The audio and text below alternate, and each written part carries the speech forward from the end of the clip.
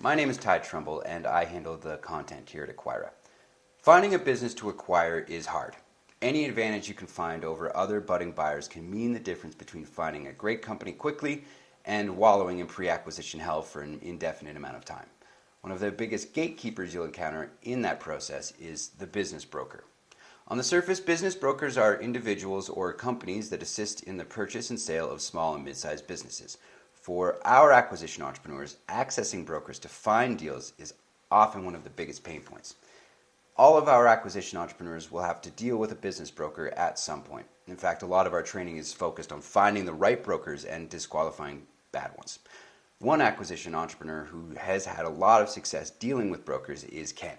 And full disclosure here, Ken is also a partner with Acquira. So Ken, today we wanted to talk about building relationships with brokers. You've had some particularly positive experiences with brokers. Could you talk a bit about those experiences and how they've impacted your business buying journey?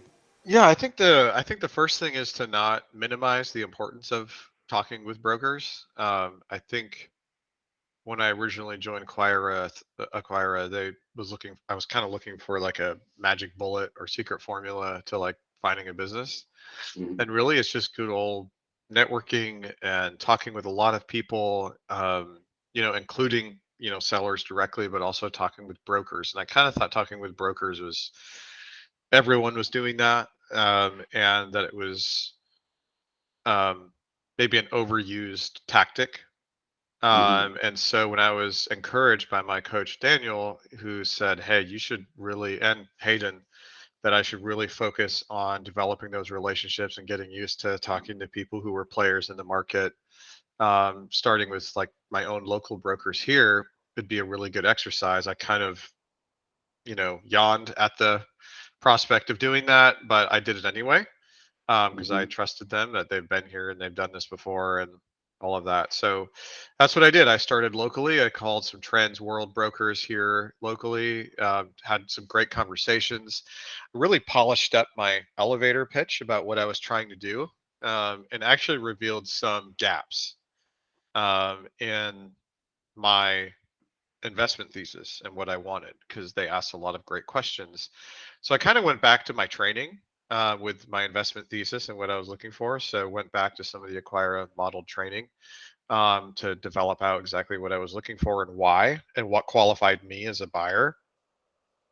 Mm-hmm. Um, and so I polished that up and then just kind of kept working on my speech, and what I was looking for and why I was a great qualified candidate to talk to, and which have actually led me to work on my personal financial statement because some of the brokers asked for that to make sure I wasn't a tire kicker. And actually, when I went into my conversations with them, I learned what an important part of the conversation that was is how do I prove to the brokers that I'm not a tire kicker? And somebody who said maybe they read somewhere that buying a business was great, but either they weren't financially qualified or weren't emotionally ready to take on that kind of task.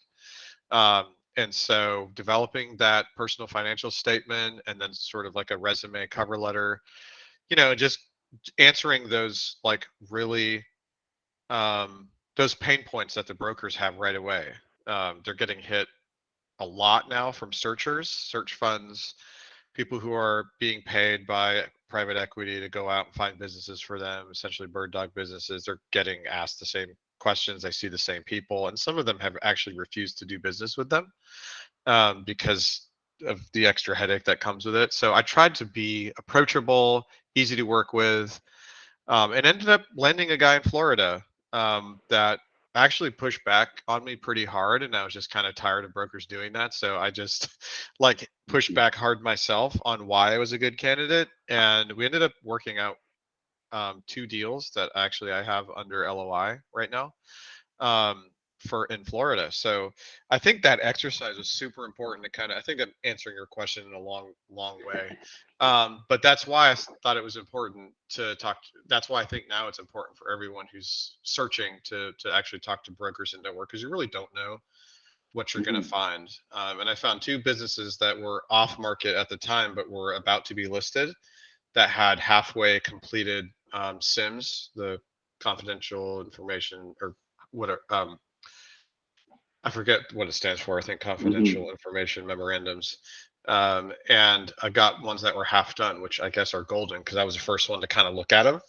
One of the first people anyway. And those deals actually ended up having multiple offers after they listed. But you were the first one in. First in line, first to develop a relationship with the sellers, because after I met with them, they were like, we want to deal with Ken. Like we haven't really come to terms yet, but let's deal with Ken. And so they wanted to vet me first and making sure the deal would work with me first before they dealt with anyone else. It's not to say they didn't use like the multiple offers as leverage, right? Of course, I expect that. But at least I had that relationship equity that I developed, both with the broker and the seller. So, in your experience talking to brokers, did you notice that there were other buyers talking to those same brokers, or did it seem more like a missed opportunity for those other buyers? Sorry. They were definitely talking with other buyers. They said there's been a lot of tire kickers and people that don't know what they're looking for, and they're kind of an underdeveloped searcher, if you will. Acquire really helped me kind of get ahead of that, and as did the book Buy Then Build. Talks a lot about how to approach a broker for deals, and it kind of set me apart. But no, they all said they were getting hit up by other buyers. Um, it was just like, why? Basically, the question was, why do I want to send you a deal versus these other people? Right. So, positioning yourself as someone who, really had all their ducks in a row really set you apart from other buyers. Yeah, and I think positioning Acquira, like a lot of people when I mentioned Acquira and what they were doing thought I was private equity. And I said, no, they're more of they've done what I'm doing before and they're advising me. They're more of an M&A advisory service for me at this point.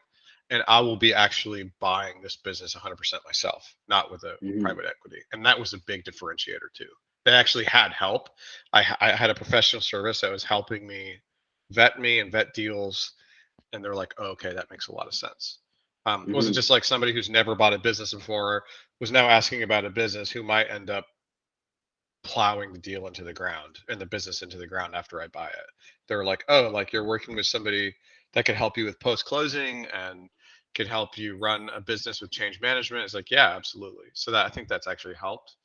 That's great. But yeah, like positioning myself as different from other buyers is definitely a strategy. So, when you first call the broker, how does that conversation start? What does it look like? It's actually kind of awkward because at the beginning, I wasn't sure how to position myself. Like it was like, hey, I'm looking for a business. I have some money. What do I need to do? And it evolved from that to, hey, like my name is Ken. I am looking for a small business. I'm here, and this is where I am. I've partnered with Acquira, which is an M&A advisory service. I have a personal financial statement ready. I have proof of funds ready. And I kind of have my criteria lined out. Can I send that to you in an email and then we can chat further? So it's a really quick, I'm serious. Let me send you my information. If now it's not a good time to talk, let's set up a call. And that went a long way, and that developed over my conversations with brokers. So yeah, it was just kind of something that I honed in on over time, and that experience and exposure level to the brokers helped me form that. That's great, Ken. Thanks so much for taking the time to talk to us today. If you would like to learn more about the Accelerator Program, click the link below to schedule a call with one of our representatives so you can get started on your own business buying journey today. Thanks so much for taking the time.